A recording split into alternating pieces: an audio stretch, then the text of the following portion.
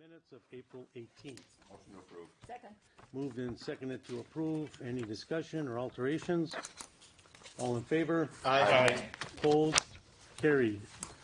Next item on the agenda is a resolution authorizing a contract for architectural services with Cooney Architects regarding the design of public works facility, and I guess that should be feasibility of a design for public works facility on a particular site. Correct? Because it isn't the design of the facility, it's design of the feasibility of For that parcel. putting it on that parcel. Okay, who from staff is going to present the, Melinda or, Melinda and Dave are, sure, do you want us to sit up yeah, here? wherever. Or? Oh, I don't know. I'm totally fine with that. I think Jason's gonna use it.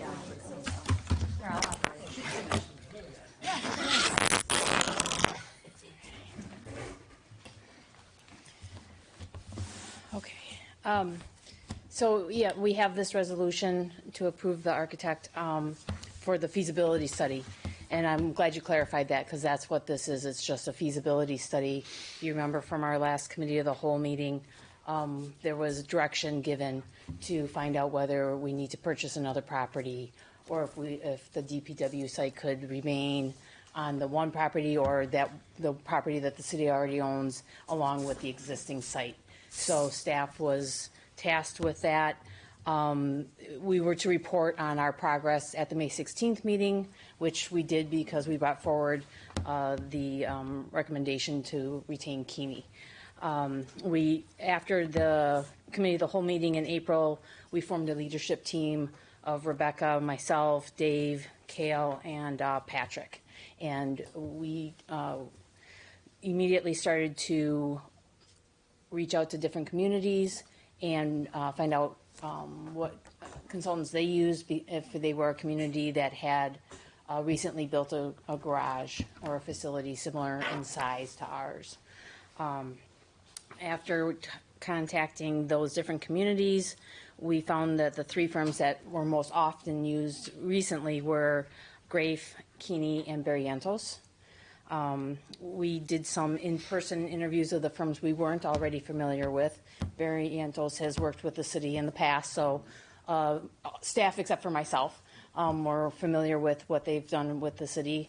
Barrientos, Norman was very nice to arrange a meeting where he provided an update to me and Dave about that, so that found that very helpful. And then Grafe and Keeney met with the entire leadership team so that we would get to know their firm and what their qualifications were.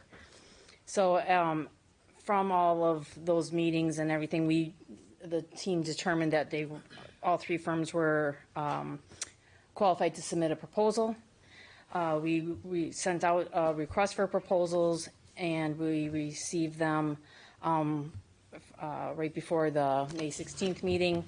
The results of those proposals were Keeney, their cost was $3,850 with an August 7, 2023 completion day. Barrientos was $42,760 with an August 22nd, 2023 completion date. And Grafe was $136,000 with a September 29th, 2023 completion date. But I want to note that Grafe's proposal is a not to exceed proposal, so that's the max that would be charged if, depending on how the study went. So there was a possibility that the cost would be less, but we wouldn't know how much less until we would retain them. But the team found that all three proposals were acceptable, complete, and able to meet the goal of the study. So after we received those proposals, we did our due diligence. We checked into the references that were listed in each proposal. Based on those conversations that Dave and myself and others had, we found that Keeney and Grafe were, the feedback that we got, that Keeney and Grafe seemed to listen to their clients' needs and goals, worked on more projects of the same similar size, and had more experienced staff assigned to the city's projects. We also found that the conversations with the references that Keeney and Grave had more complete studies for their clients, while Barrientos studies were not as complete, missing key elements such as stormwater treatment options. The team also evaluated the costs and dates. Keeney has a completion date that is more able to meet the timeliness goal of the committee of the whole, as well as a better cost, and the council, and then Grave has the longest completion date. Keeney has the least cost, Barrientos' cost is in the middle, and then Grave's cost would be the most, again, as a not to exceed. So that's why staff is recommending to retain Keeney Architects. Our rationale is that it would, well, the cost is questionably low, but the risk is also low. This is a study to help the city pick a path, and so it's a financial study, but you need a technical person to help right size the facility so that you can get accurate costs to be able to pick that path. So the city also, if for some reason the city doesn't get the results that it thought it would receive, the city also has the option to evaluate other firms and reevaluate the firms that submitted, or go and find another firm. But Keeney has a good reputation, and I don't think the team doesn't feel that they would risk their reputation in the industry if they didn't think they would perform appropriately. And another positive rationale would be that the city does receive a new and fresh perspective on the project. So that's kind of the process that the team went through to come to this recommendation. Linda, And if I talked really fast, I'm really sorry. I'm super nervous. I assume that all of the architects received the same bid specs? Yes, yes, they did. And what do you attribute the huge range in bids? I think there were some different approaches to that. I think Grave went with a very what's the biggest possible thing that could happen here? What would be the max we would ever possibly charge the city? And that's what they gave us, was the worst case scenario, I guess, is the way to say it. And I think Keeney has a lot of experience and feel that they can do this work. Based upon the deliverables that were presented to us, Mm-hmm. do you feel that Keeney can do this work in the 20 hours that are quoted? Because I'm assuming they're in business to make money, and their architectural billing is going to be somewhere around $150 an hour, which equates to about, 20, 30 hours worth of work? And when I looked at the deliverables, there is no way any architectural firm is going to be able to do it for that. Quite frankly, it sounds to me like they're trying to underbid this to get into West Allis, to get the architectural contract by low bidding this. And then, I'll be honest with you, I feel very uncomfortable with someone that's underbidding a project like this, because I've done enough of this in my professional lifetime that, quite frankly, I would have thrown that bid out, because there isn't any way they're going to deliver what they say they're going to deliver with 20 hours or 30 hours of work. I can give you my professional opinion, and if Cale or Dave and Keeney, John Wallenkamp from Keeney is here, Mike Paulus from Grave is here, and Norman Barrientos is here, and Ari Smith is here. So if you have questions, maybe they can chime in. But when the firm gives the proposal, they represent to the city that they're going to be able to perform that work for the price that they have given to us. I understand that. Right. And if they're not performing, then we, as the people in charge of this project, need to make sure that they perform. So it's kind of on us to make sure that that happens. And if we're confident that Keeney can perform that work, then It's obvious they're It's going on to us lose to money make on this sure. contract. It's very obvious. They're not going to make a nickel on it. They're going to be losing. Because they can't possibly do it in 20 or 30 hours, not with all the deliverables that are mentioned in the quotation. And that's what I feel uncomfortable with. Sure. Mr. Chair, Alderman Vitale. yeah, I would like to start first with, if we have the study done for the Burnham site, I believe there is a few more sites that need to be, studies should be done with an architect, right? It's not only Burnham site, right? No, Alderman Vitale, this committee made a decision sometime back that we were going with the Burnham site, and that's what we're with right now. But my question is, if somebody will take up, say, a bid which would be 3 site, I believe Westell is kind of look into it, you know, I mean, if anybody knows about it, I'm sure somebody knows about it, right? We're looking for the architect study for the present each site, right? I mean, there would be. No, Alderman Vitale, we are not looking for site selection now. We have selected the site. The site is the Burnham Street site, and the only question is, do we need to acquire additional property, or do we stick with the Burnham Street site? Now, that's assuming that the geotechnical and everything else is acceptable. But we're not starting this process that we did 2 years ago or 3 years ago, where we're going through all the different sites in the city. We've narrowed it down to this one. You know, the fact that is why there is this wave in the air that, you know, somebody, one the architect, one the person that he put a bid, you know, he claimed that the city's interest to move ahead with other proposals, you know, of study, you know, in the near future. So that's what I'm kind of concerned about. If this would be the sole bid that we working on, I mean, I don't want to surprise, and I don't think we should linger in this for another 2-3 months.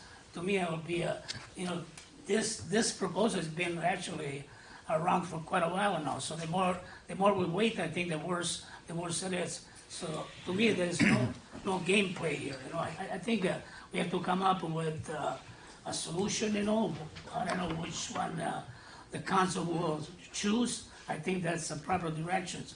But the more you wait, you know, I think it's going to be worse. You know, and to me, I think it's time to take actions. Mr. President? Alderman Weigel. Yeah, I thought I misheard. I So, did too, I changed my security. so one bid is about 3,000 plus, 38, 38. right? Okay, and the next bid was 40. 40, 10 times that? And then the other bid was 136, three max. times that 40 one. Max. Yeah, right. and I was just wondering again if they're all on the same, and I would have thought that Yeah. Barrientos, because they did our citywide study of all of our properties, would have had like a heads up on this. And then, you know, like I said, I thought I misheard. So I just want to make sure that we're comparing apples to apples. We are here. absolutely comparing apples to apples.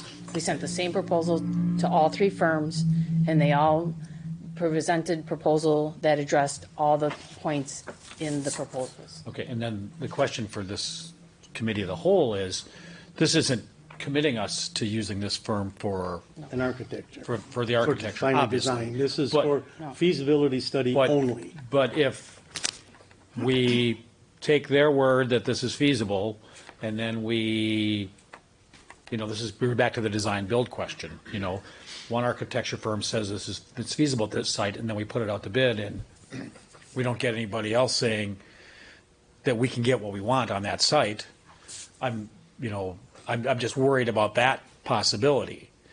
You know, like I said, it's I agree. the design build question. When your architect designs something for you, says it should cost X amount of money, and then somebody else bids it, says, your architect didn't know what he's talking about. And this could be a case where the architect who does the actual design for the facility says, you can't fit what you want here. You want 10 pounds in a 5-pound bag. And Alderman Weigel, the other thing that concerns me is, and not necessarily with this contract, because I think it's spelled out pretty much what the deliverables are going to be. But once you get into a design contract for the full design, you're going to have the possibility of, and there's going to be change orders, and how many change orders, what are they going to cost? There's going to be, are they going to be billing for every meeting that you have to have? I would expect at least our team leader is going to be meeting with them on a weekly basis, or their team leader, to discuss the progress and make sure everything stays on schedule. You know, is there going to be some project management software involved that our staff and their staff is going to be utilizing together to look at? I'm hoping this is going to be done professionally. I've done a lot of these contracts in my previous job, not architecturally, but in purchasing large industrial equipment and on-site services for large plumbing contracts, installation contracts, and I know that one of the biggest things is change orders. They come every little, some people, every little thing is a change order. Others are not that way.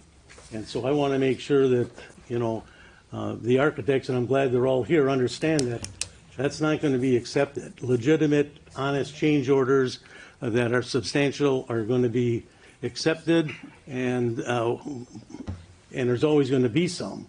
But nickel and diming us with change orders is not going to be acceptable. Mr. President? Alderman King. Question. So this is just for the feasibility. For any of the contracts, does it lock you into we're going with them, or it's legit, here you go, draw up what you have? I don't have a lot of knowledge Sure, in this, so sure. I'm just curious, what, if we agree to any of these, what does that obligate us to? So the proposal requested the architectural and and a cost estimate to help the city decide whether it can fit the DPW facilities on the 53rd and Burnham site in totality. And if it can't, then does the city need to buy the parcel to the south? Or can it work with the parcel, the 53rd and Burnham parcel, and the existing site, the current site that they are today? And that's all this is asking for. And some, you know, how much does it cost to do the site, you know, the DPW facilities on the 53rd and Burnham site? And what's that look like compared to the cost of purchasing the property to the south? Can you, Melinda, do you have available the list of deliverables that are going to be given to us? Yes, it's in the Can proposal. you tell the committee so they understand what we're getting for, if we go with the lowest bid, what we're getting for $38.50? A study, a report, and a presentation to the council. No, there's a whole list of deliverables. They're Right, gonna say- I'm sorry, I don't have them listed here. I didn't bring them with me. But Dave, do you have them by any chance?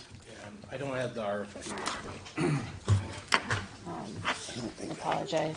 I think somebody. Oh, thanks, Mike.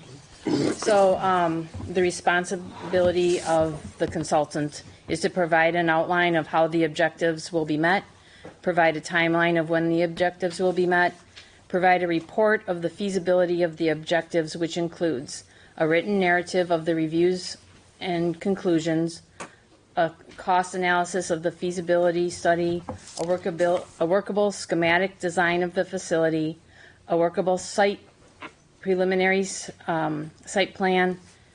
They are to provide a statement of the level of effort to meet the objectives, provide a cost to meet the objectives, those are for their services, and they would attend one common council meeting.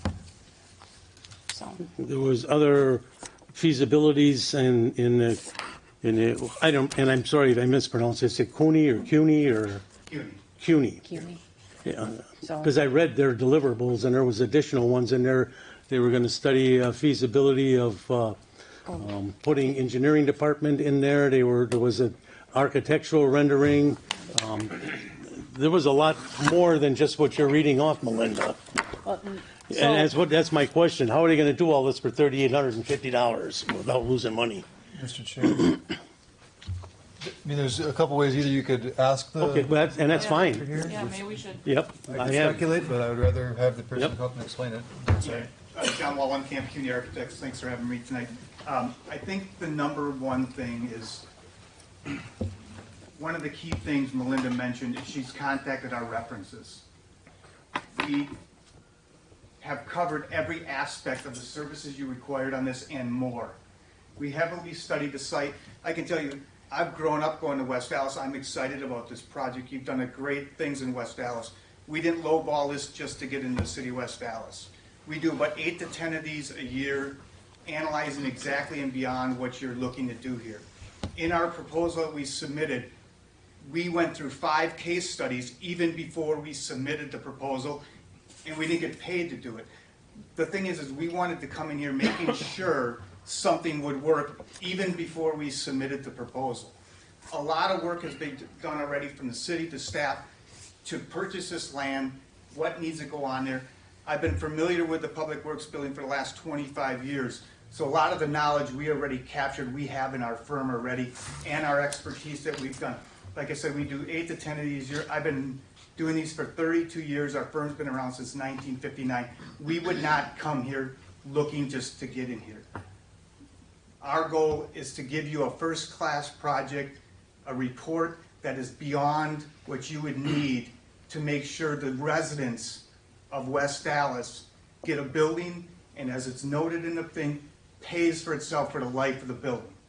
So through efficient, we are gonna do that. By no means are we gonna shortcome this. By no means do we want a project handed to us afterwards. We recommend, once we're done with this and you decide to go to the next step, you go out for competitive bids. Every firm then should have the opportunity to bid on it. We are not looking for a handout afterwards. We're looking to give you a first-class proposal, and I look forward to working with you. Change orders, there again, please contact our references. We do not change order a project at any phase. We don't charge you if we gotta come to 3 extra meetings. Our goal is to make sure you get what we said is in the proposal, and you will get that. Project management, I will lead off the project from start to finish. Our office will back that, but primarily you're gonna have 1 to 2 people that you're always gonna see me as the front person. So it's not like this is gonna get handed off and not taken to the finish line. Does that help?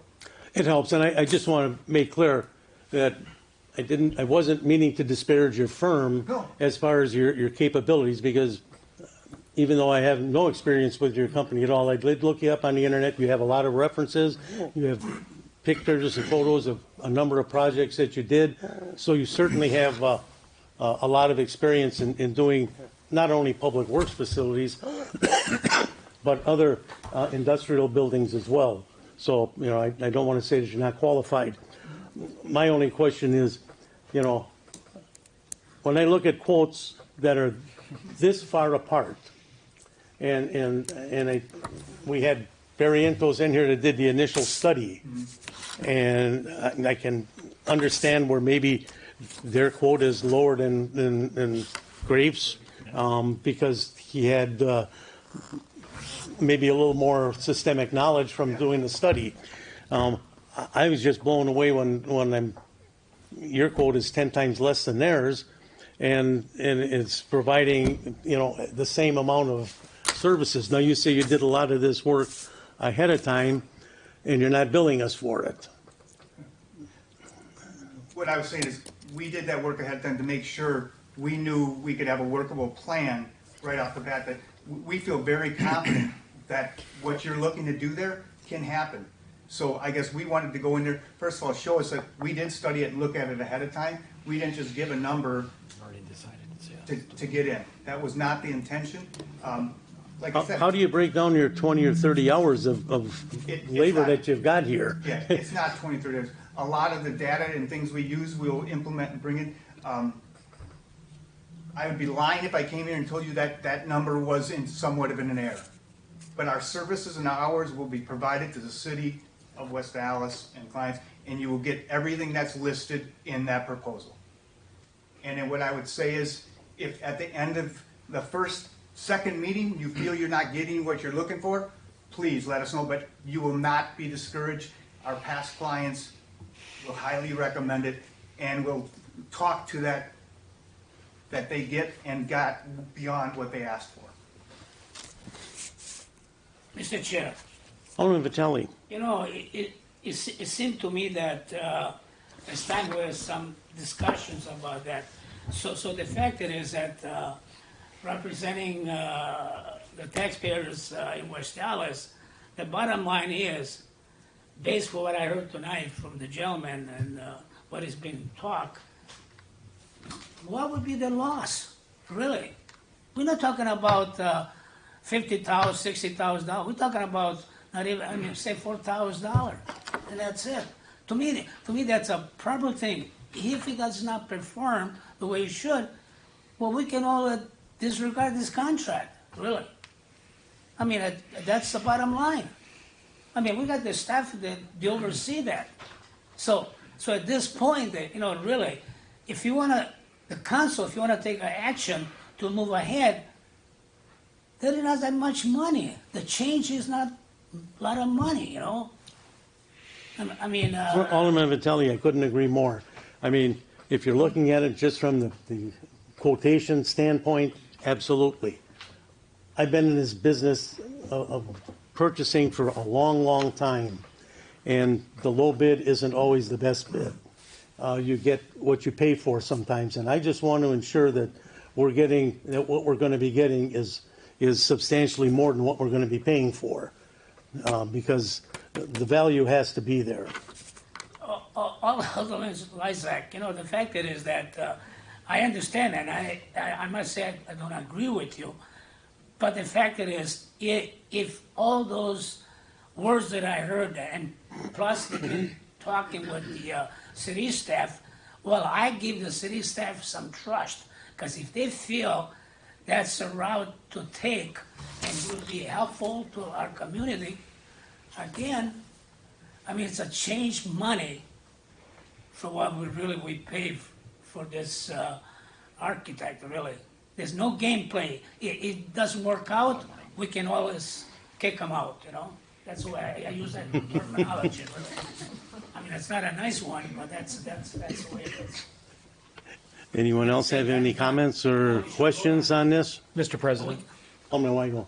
I agree with Alderman Vitale in the concept that's like, yeah, it's only $4K, Yeah. but it's also 2 months. Yeah, it's 2 months. So I think this project's already a year behind. Yes. Yeah. Yeah. And I really hope we do make the right decision, and I believe the gentleman, and, you know, I'm inclined to vote in favor of this based on the points that Alderman Vitale made. It's, you know, when you look at what the overall budget of the project's gonna be, $4,000 is really nothing. So I guess in a sense of what do we have to lose? Yeah, I totally agree, Alderman Weigel. We have very little to lose other than a couple of months. I'm saying buyer beware, Yeah. you know, because this is certainly going to be under a microscope with this price. I can tell you that right now. I'm going to be watching it very closely, and whoever gets the bid for the final design and construction, I'm going to be watching very closely. And I know staff is going to be watching closely, and I've already asked Rebecca to see if we can come up with some project engineering software so that we can track it regularly and not let things fall through the crack, and we have established timelines, and this is done the way it should be done and not the way some other things have been done here in the past. President. Tracy? Rebecca, we have access to Microsoft Project, correct? You use Microsoft Project? Yes, sir. I'm happy with that. Yeah, I am too. Yeah, Yep. it's very, I wouldn't say that, but it's it's not the best software, but it's okay. Yeah, it's workable. Okay, any other comments or questions? Mr. Chair, I want to say the last words, you know. Always do. Really? Always do. The first words, too. The fact that is, I looked the staff we had for the last 5, 6, 7 years, you know, and I look at them, I always felt so trustworthy with people we have here. We have a great city attorney. Now we have a newcomer, Melinda, new city engineer, Dave Wapke. How can I trust many of those people, whatever the other departments? We have a hell of a good staff, and I'm sure they're looking for the best interest of us, you know, for the city, you know. That's why I think I'm glad that we have those people. Alderman Vitelli, I'm not going to let you have the last word because I agree with you. I'm done. We have excellent staff, and I fully appreciate the recommendation and the hard work they put in on this. It's just that when something comes back with this big a discrepancy in prices, it bears this council taking a look at it. understand that, you know. We have to take a look at that. Sure. Any other President, I move discussion or approval. comments? I move approval of the Second. resolution. Wait, the resolution for CUNY though. Yes, for CUNY, yes, yes. It's on the council agenda. Oh, okay, okay. Yeah. Yeah, that's right. That is the exact Yeah. words. So that's how I was able to even pronounce CUNY. I read it off. Just so we all understand. Yeah. Okay, it's on the council agenda for action tonight. Oh, okay, this is just a discussion item. Next item on the agenda is communication from the city assessor regarding the 2024 evaluation.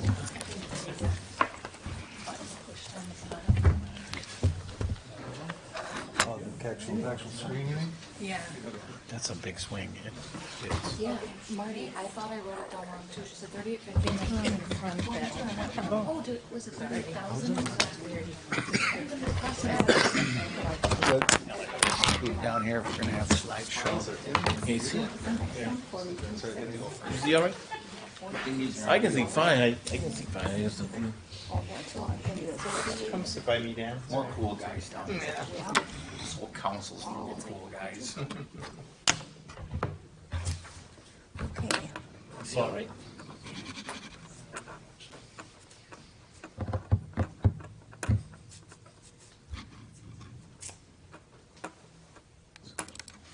Got a PowerPoint, so we got 28 minutes and 20 slides. Click, click, click, click, click, click. Is that how you see? You're good then. Okay, so what is this here? So the goal of this presentation is to announce that we're going to do a citywide revaluation, and then I want to give all of you talking points because the values are going to go up, and that's going to get a reaction from the citizens. So I wanted to start the process of communication. So I'd like to give you talking points, answer questions. But before we get there, I want to kind of give you a summary of what all this is going to entail, what it's going to do, things like that. Jason, do you have the reason we have to do this? It's coming up.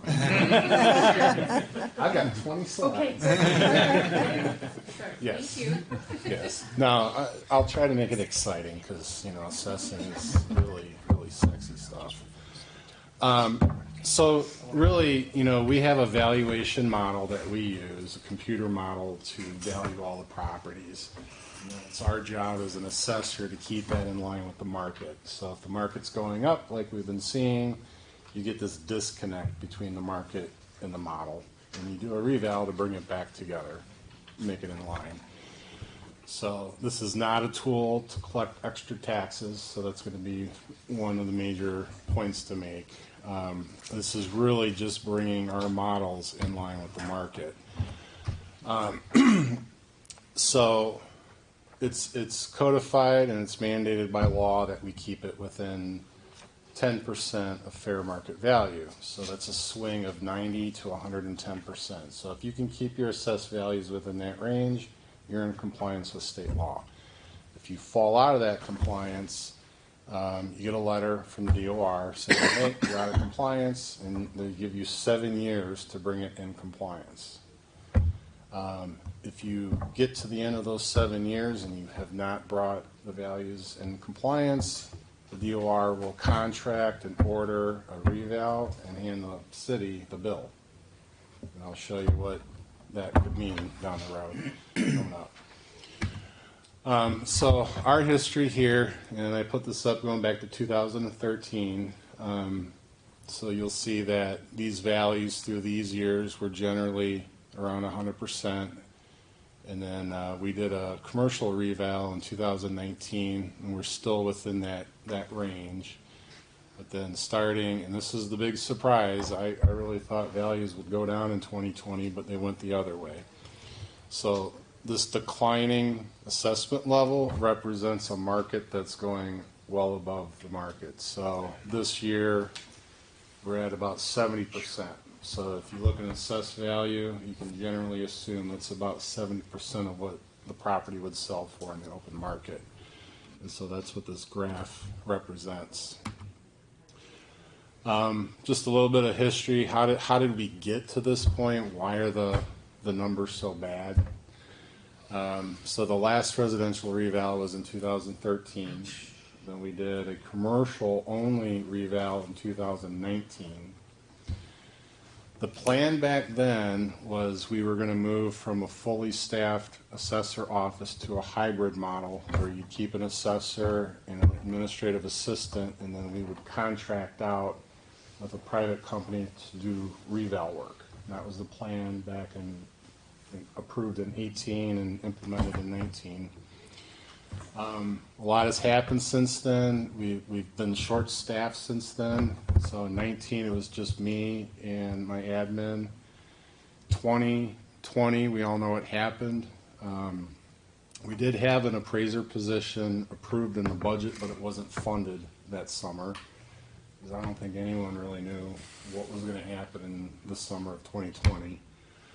So heading into 21, I lost that admin, so it's just me holding down the fort through 2021. Heading into 22, we didn't get funding for the position, or excuse me, for 21 we didn't get funding for the appraiser position, but in 22 we did. First person didn't work out, the second person has. He's still with us, and he's doing a great job. And then this year, also last year, we got a part-time admin from the CSC to help in my department. And then for this year, we got a person from code enforcement. So now I'm up to 4 people. Right. So the staffing issue has been resolved. We did send out a bid in 2021. We sent it to 3 firms. 2 of them called me and said, we don't have the staff to handle a city this size. They can't find people to hire. So they didn't even put in bids. One company put in a bid, and it was for $3.9 million. So that would be me coming to this council saying I need almost $4 million to do a reval back during 2021. That isn't going to work. So we needed to come up with a way to do this, stay in compliance with law, with budgetary considerations. I'll kind of come back to some of these topics later on. So the timeline for this is going to be the values. The work has already started. So this summer and this year, me and the staff are going to be doing the work of the revaluation, and the values will be as of January 1st, 2024. The assessment notices, and I want to emphasize this because it's just a coincidence. We normally send out assessment notices in mid to late April. There's a big election on April 2nd. It's not by design. It's just a coincidence that after the election, the assessment notices will be going out. So I want to go on the record now. And it's these values that we come up with in 2024 that will be used to calculate the 2024 tax bills. So these tax bills won't hit until that time. So the work that's going to be done, there's going to be a lot of data collection. We're going to drive neighborhoods. We're going to spot inspect a limited number of properties. We can't inspect all 19,000, so we'll have to focus on a list, a select list. We're going to redo land values. We're going to do a lot of sales analysis, looking at all the sales that have occurred. And then the fun part of statistical testing to make sure the models are calibrated properly to match the market. Finally, we will produce the values. We'll document everything. And then there's going to be coordination between me and the communication department to have a public communication program. So we're going to use social media, we're going to use the newsletters, the magazine. I can come before you folks and talk about this all you want. But the overriding message I want to get out to the public is going to be in the next few slides. So the impact of a revaluation. So there's going to be costs associated with this extra work. First point is we're going to go in-house, so we're not going to pay a private company $4 million. There will be times where I'm going to have overtime for the staff because they're needing to stay late to meet with citizens to talk about the values. We're also going to have additional operating costs for postage, mileage. I need to buy an expensive cost manual from Marshall Valuation, and then gathering other information about rents and cap rates, things like that. So you will see an increased department budget request coming from this department. It's not going to be $4 million. The overtime I have to kind of figure out and come up with an estimate. The data costs, I have a general idea. It's going to be a few $1,000s, so we're in that ballpark. I'm not talking about six figures here. Okay, so I'm going to kind of break this down step by step. So we have the tax levy, total assessed value, tax rate, and then ultimately the tax bills that end up in the citizens' hands. As we all know, the tax levy is combination of the 5 taxing jurisdictions together, the budgets together make up the levy. So I've created a hypothetical scenario to show you the points I'd like to make. So we're just going to say that the city has a budget of $50,000, the school's $50,000, and the county's a little less, and then the sewage district and technical school are coming at lower levels. So the levy for this year is $125,000. In the same community, there's only 5 properties. We have a single-family home, apartment, fast food, office, and industrial, and then these are the assessed values. And together, the total assessed value is $5 million. So to come up with the tax rate, you divide the levy by the total assessed value, and we end up with a tax rate of 2.5%. Stated another way, that would be 25 mill rate. So our rate is actually 28.23, so that'd be 2.823% tax rate. So then what you do is you take that calculated tax rate and apply it to the assessed value, and you come up with the person's tax bill. And you mail that out in December, and in theory, all of those tax bill amounts should equal the total levy amount. So, let's say it's assessor gone wild. I'm getting crazy. I'm going to double everyone's assessment. So you'll see here, the values have all been doubled. Now the total assessed value is 10 million and not 5, but the levy stayed the same. Everyone's tax bill stayed the same. What changed is the tax rate dropped. So when these bills hit the mail and people open them up, the natural reaction to seeing the value skyrocket is, oh, the tax bill, the taxes are going up, my taxes are going to go up. The value of my home went up 40%, so the taxes are going to go up. And really, that's not always the case. What's changed is the tax rate has gone down, and you're still going to pay the same amount in tax.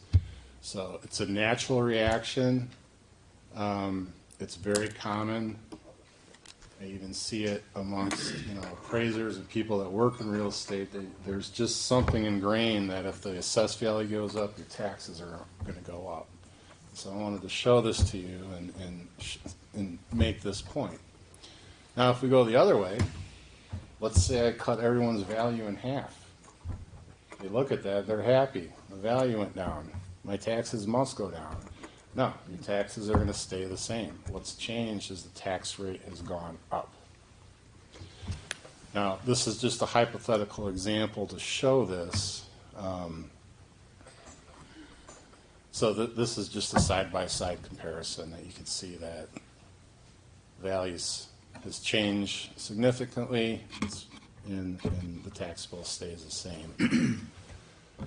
So really the drive home, the talking point when you get calls or emails or you have questions about this is if the levy is held constant, total taxes shouldn't change.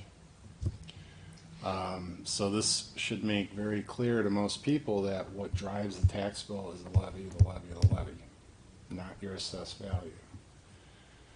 So in a nice, clean, perfect hypothetical scenario, this all makes sense. But a lot of this is complicated. There's a lot of moving pieces, so there's a few caveats. First, you have 5 taxing jurisdictions with 5 elected or appointed boards that make budget decisions. It changes from year to year. You also have the state issues playing into everything in terms of shared revenue, things like that. I don't know if we have a clear understanding. Jason probably knows more than I do at this point because I know he's tracking that closely.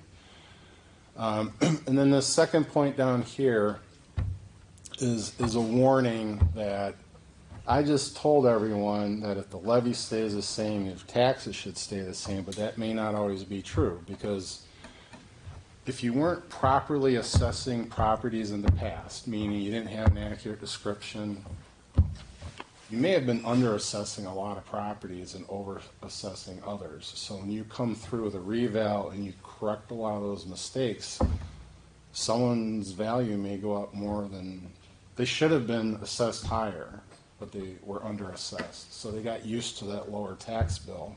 And it goes the other way. Maybe I was over-assessing, or not me, the property was being over-assessed, and now it goes down. So if you get 2 neighbors that meet at the fence and they look at their tax bills and like, for the last 12 years we've been paying the same amount, but now I'm paying more than you. That's going to upset a lot of people, and they're going to want to know why. Mm-hmm. And this is why. But the big one, and this is probably the biggest warning, is that this equity and uniformity really plays out between classes, tax classes, residential versus commercial versus manufacturing. So right now, about 60% of the total assessed value is residential. Commercial's around 36%, and then the remaining amount is split between manufacturing and personal property. There's been a lot of changes in commercial property since we did our 2018. Back then, office was stronger, retail was stronger.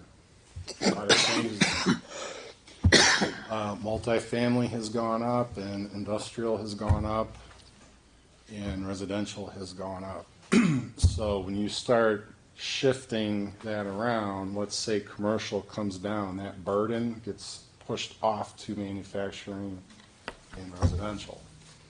So again, if I get done telling people that if the levy stays the same, the tax bill, that may not be true if commercial is depressed and it pushes the burden onto residential.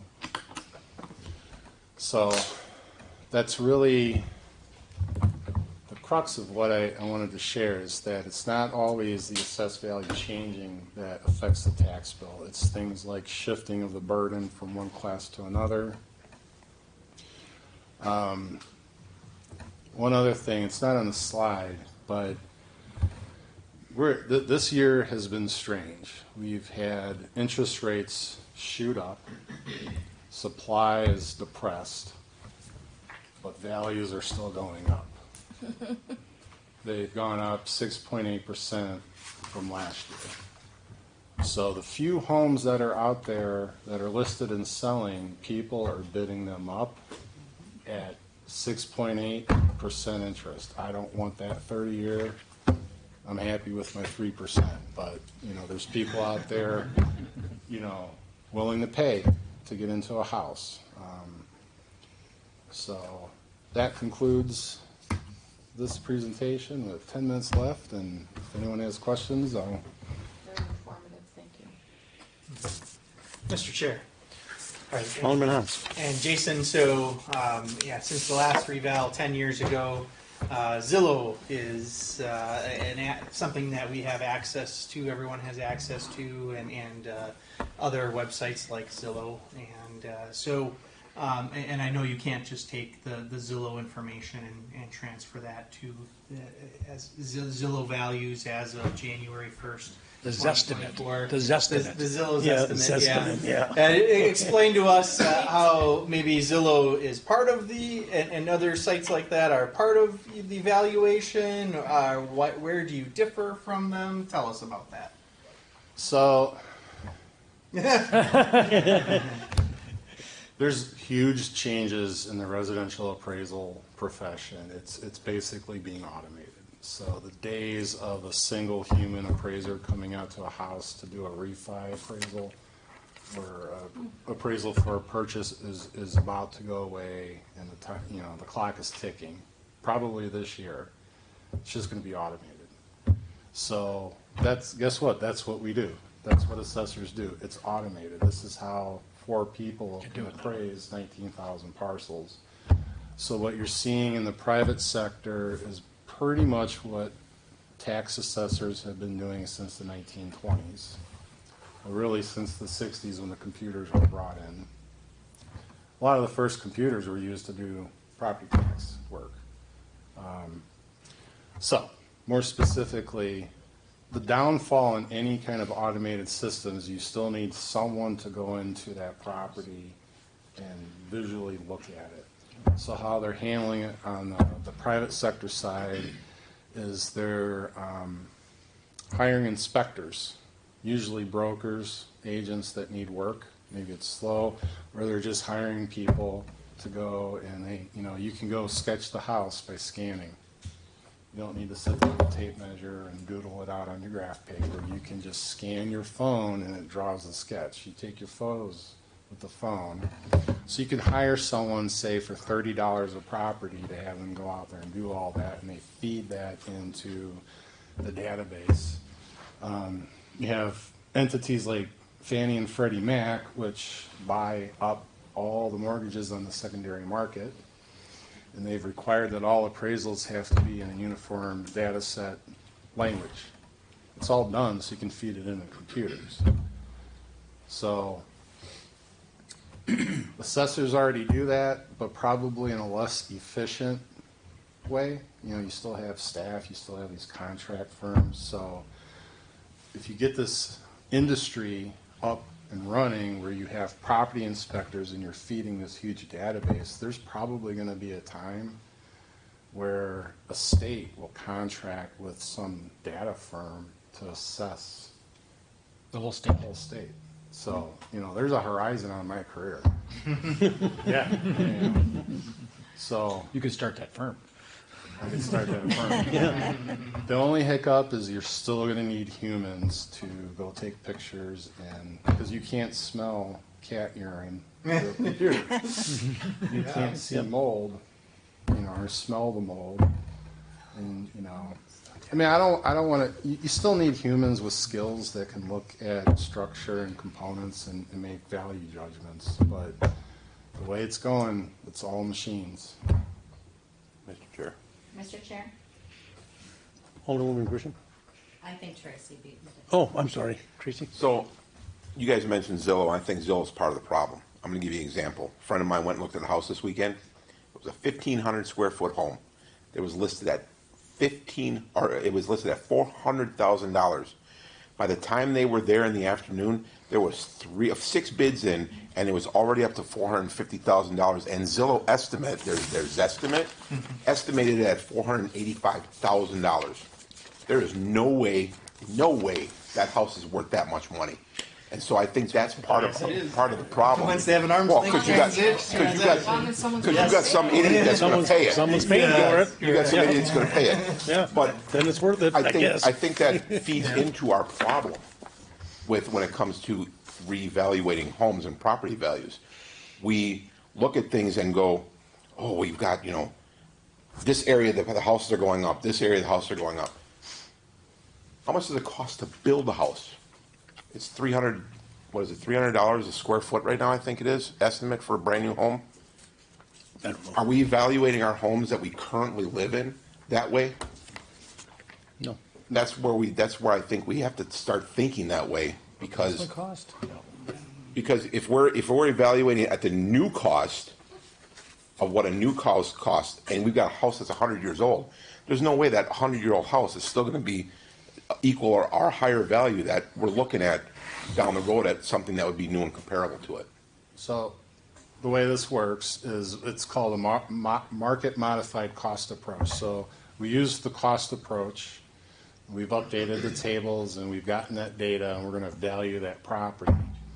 And then we have to modify it based on what someone's willing to pay for that. And so that's how you account for what you're explaining, is because, if you go and try to build these two houses here and by those with that material and that design, it's going to cost way more than what anyone's ever going to pay for it. Exactly. So then part of that, bringing it in line with the market, is modifying by applying factors to those values to bring it in line to what they'll say. And that's why we look at sales.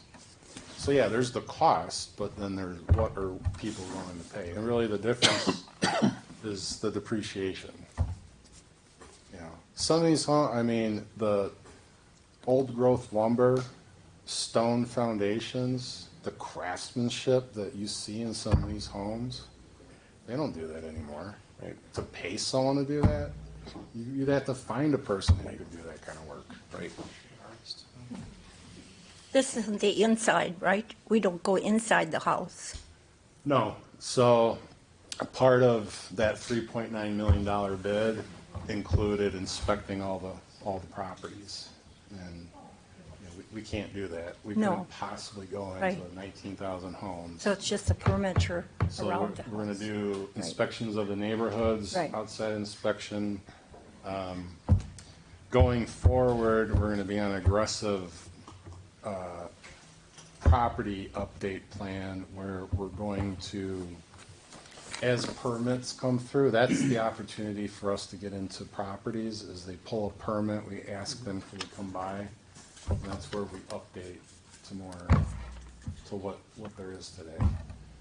There's a lot of unpermitted, a lot of basements and extra bathrooms that were never permitted. Attic bedrooms. And so, but no, that's usually the biggest thing with revals is you're going into people's homes and they don't like it. But we're not going to do that with this one. We're going to be on the outside. And this is just houses. It isn't businesses. Everything. Oh, Commercial. business? Everything.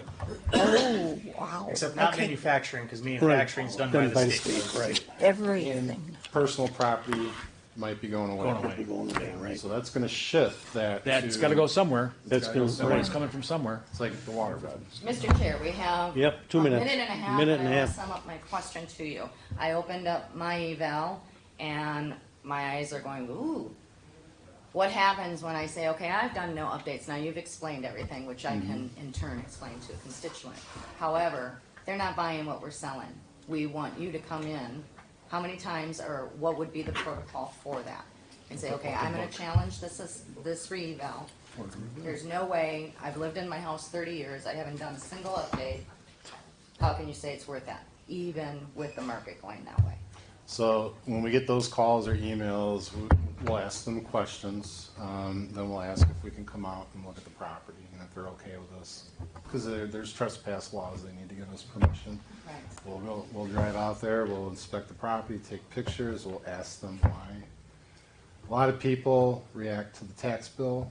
And when you say, well, what do you think of the value? Well, I'm happy with the value, I just don't like the tax bill. Right. So you first got to get through that. But if it's a situation where, like, come on, this isn't worth that much, we'll go look at it. we'll pull comps, and if we're right, we'll defend it. And we'll explain that. Not everyone's gonna agree with that. But usually, most of the time, when you get to a point like that in a discussion, they can understand, like, okay, you looked at sales, you came on that property, and that's it, and that's it. It really, it's all of it. Most people will say, okay, thanks for looking at it, okay, I'm fine. Others, then the next step is a more formal. You know, you go to board of review, come before a quasi judicial board, you state your case. If you can't overcome that, then you go to circuit court. That's usually when All right. Kale gets involved. Fair enough. Thank you. And the assessor is presumed correct in the board of review.